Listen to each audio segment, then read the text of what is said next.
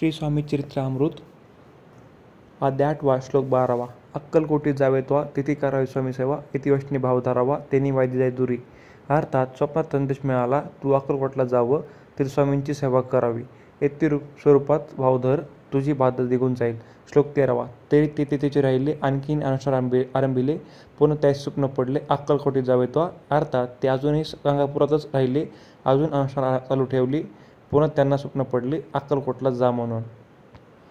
श्लोक 14 हे जाणून हित गोष्टी मानसी विचारून शेवटी त्वरित आले अक्कलकोटी प्रियपत्नी सहित। अर्थात हे स्वप्न म्हणजे हिताचा मार्ग आहे हे समजून त्यांनी विचार केला आणि लगेच अक्कलकोटला निघाले त्यांच्या प्रियपत्नीला घेऊन। श्लोक 15 त्या नगरीच्या नरनारी कामधंदा घरता घरी स्वामीचरित्र परस्परी प्रेमभावे सांगती। अर्थात अक्कलकोट नगरीतील स्त्री पुरुष आपापली कामं करत असली तरीही स्वामींचे चरित्र एकमेकांना प्रेमाने सांगत असत। श्री स्वामी समर्थ। अशाच नवीन व्हिडिओसाठी चॅनलला सबस्क्राईब करा।